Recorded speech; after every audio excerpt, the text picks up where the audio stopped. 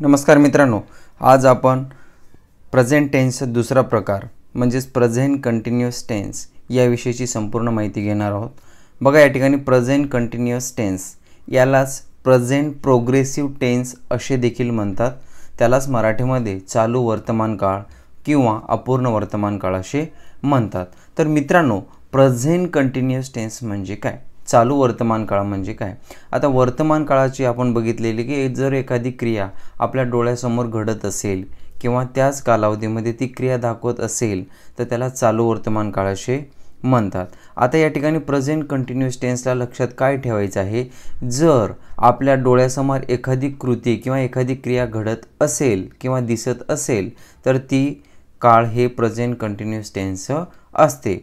समजा जर एखादी क्रिया वर्तमान काळात चालू आहे किंवा अपूर्ण अवस्थेत आहे तर ती क्रिया चालू वर्तमान काळात सांगितली जाते। या ठिकाणी आपल्याला प्रेझेंट कंटिन्युअस टेन्सचा फॉर्म्युला काय या ठिकाणी पाहूया। सर्वप्रथम आपल्याला माहिती आहे की कोणत्याही काळामध्ये सर्वप्रथम असतो सब्जेक्ट, सब्जेक्ट नंतर ॲक्झिलरी व्हर्ब, त्यालाच टू बीचे फॉर्म असे पण म्हणतात। तर ॲक्झिलरी व्हर्ब हे ॲम किंवा इज किंवा आर येतं। त्यानंतर क्रियापदाला म्हणजेच व्हर्बला ING प्रत्यय येतो आणि वाक्याच्या शेवटी असतो ऑब्जेक्ट। आपल्याला या ठिकाणी लक्षात ठेवायचं आहे की कोणत्याही इंग्रजी सेंटेन्समध्ये सर्वप्रथम सब्जेक्ट येतोच, म्हणजेच प्रोनाउन्स किंवा आपण त्याला नाउन असे म्हणतो हे येतात आणि वाक्याच्या शेवटी हे ऑब्जेक्ट येतो। क्लिअर आहे? त्यानंतरचा भाग लक्षात ठेवायचा आहे की प्रेझेंट कंटिन्युअस टेन्समध्ये टू बीचे फॉर्म म्हणजेच ॲक्झिलरी व्हर्ब ॲम किंवा इज किंवा आर येतात। आता या ठिकाणी बरेच विद्यार्थी कन्फ्यूज होतात।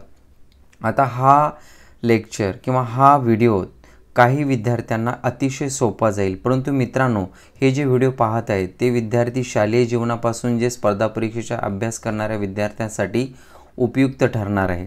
त्यासाठी मी या ठिकाणी बेसिकपासून ॲडव्हान्सपर्यंत सांगण्याचा प्रयत्न करत आहे। त्या ठिकाणी बघा, टू बीची रूप, काही विद्यार्थ्यांना सब्जेक्टच्या नंतर ॲम घ्यायचं का, इज घ्यायचं का किंवा आर घ्यायचं यामध्ये कन्फ्युजन होतं। तर या ठिकाणी तो कन्फ्युजन देखील सॉल्व करण्याचा प्रयत्न मी करणार आहे। बघा, या ठिकाणी सब्जेक्ट किती आहेत? 8 आहेत। आय, दुसरा आहे वी, तिसरा आहे यू, चौथा आहे यू, पाचवा आहे ही, सहावा सी, सातवा इट आणि आठवा आहे दे। क्लिअर आहे? आता या ठिकाणी आयच्या समोर हे टू बीचे रूप कोणते यूज करायचे आहेत। आता या ठिकाणी बघूया, सिंग्युलर जे असतील त्याला ॲम यूज करायचं आहे। क्लिअर आहे? आणि त्यानंतर आर कुठे यूज करायचं आहे? ज्या ठिकाणी एखादी गोष्ट प्लुरल असेल त्यावेळेस। क्लिअर आहे? आता या ठिकाणी बघूया आपण आय हा काय? आय म्हणजे मी स्वतः आहे, म्हणजे हा सिंग्युलर आहे, म्हणून आयच्या सोबत नेहमी टू बीचं फॉर्म हे ॲम येणार आहे। क्लिअर आहे? त्यानंतर वी म्हणजेच काय? आम्ही म्हणजेच काय? अनेक विद्यार्थी किंवा अनेक व्यक्ती त्या ठिकाणी आहेत, म्हणजेच त्या ठिकाणी प्लुरल झाला। मग या टू बीच्या फॉर्ममधला प्लुरल फॉर्म हा आर आहे, म्हणजेच वी आर। क्लिअर आहे? त्यानंतर यू म्हणजेच तू, स्वतःसाठी बोलतोय का? नाही, स्वतः जसे असेल तर आपल्याला टू बीचं फॉर्म हे ॲम यूज केलं असतं, परंतु यू म्हणजेच काय? आपण दुसऱ्याला उद्देशून सांगतो तू, म्हणजेच काय? या ठिकाणी आपल्याला टू बीचं फॉर्म आर यूज करायचं आहे। त्यानंतर हा आपण या ठिकाणी लक्षात ठेवा की हा सिंग्युलर आणि हा प्लुरल आहे, परंतु मित्रांनो, जेव्हा आपण एखाद्याला उद्देशून सांगतो दुसऱ्यांना तर त्यावेळेस ते या ठिकाणी आर येईल, यू आर। त्यानंतर यू देखील प्लुरल असल्यामुळं या ठिकाणी आर येईल। क्लिअर आहे? आता या ठिकाणी ही म्हणजेच काय? तो। क्लिअर आहे? तो पुरुष आहे, म्हणजेच ही इज, हिच्यासोबत ऑलवेज इज येतो। क्लिअर आहे? सी इज, त्यानंतर इट इज आणि दे म्हणजेच ते म्हणजेच काय?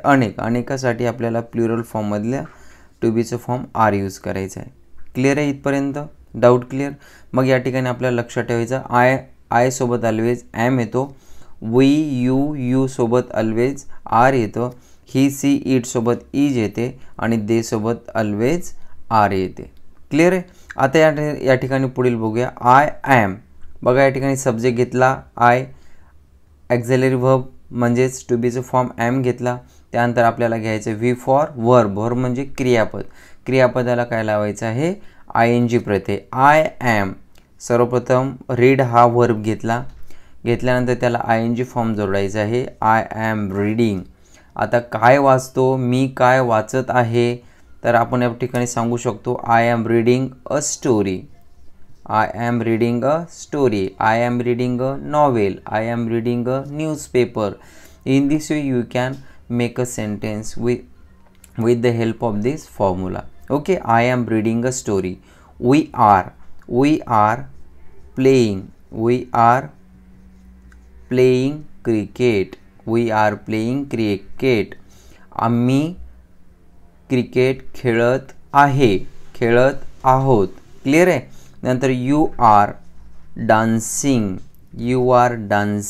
तू नाचत आहेस. You are what we can say we are driving. DRIVING driving. We are driving a car. तो कार म्हणजेच तो किंवा या ठिकाणी तू पण यूज करू शकतो. तू कार चालवत आहे. त्यानंतर ही आहे. ही म्हणजे तो.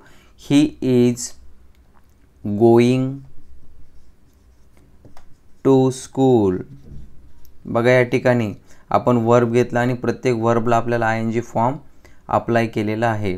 म्हणजेच he is going to school. तो शाळेत जात आहे. She is we can say she is singing a song. या ठिकाणी वर्ब सिंग घेतला, त्याला ING फॉर्म दिला म्हणून तयार झाला singing. She is singing a song. ती गाणे गात आहे. It is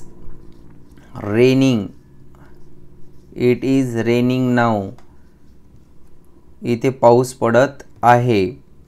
they are playing football. Clear आहे मित्रांनो? आपण या फॉर्म्युलेच्या मदतीने एकूण आपण 8 सेंटेन्स तयार केलेले आहेत. तर या ठिकाणी फक्त लक्षात ठेवायचं आहे की आय सोबत कोणतं टू बीचं फॉर्म येतं, वी सोबत यू, ही, सी, इट आणि दे. या ठिकाणी लक्षात ठेवणे अतिशय आवश्यक आहे.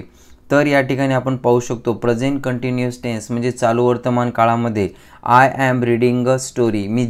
आता मी रीडिंग करत आहे म्हणजे चालू आहे. क्रिया अजूनही संपलेली नाही. We are playing cricket. Just आम्ही क्रिकेट खेळत आहोत. अजून क्रिकेट खेळायचं बंद झालेलं नाही. ती क्रिया चालू असल्यामुळे चालू वर्तमान काळाचं वाक्य आहे. त्यानंतर यू आर डान्सिंग. तू नाचत आहे.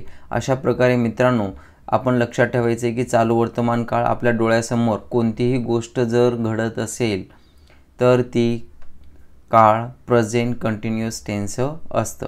तर मित्रांनो तुम्हाला हा व्हिडिओ आवडला असेल तर व्हिडिओकडे सबस्क्राईब बटनाला क्लिक करा जेणेकरून तुम्हाला अशाच प्रकारचे इम्पॉर्टंट व्हिडिओ मिळत राहतील. थँक्यू.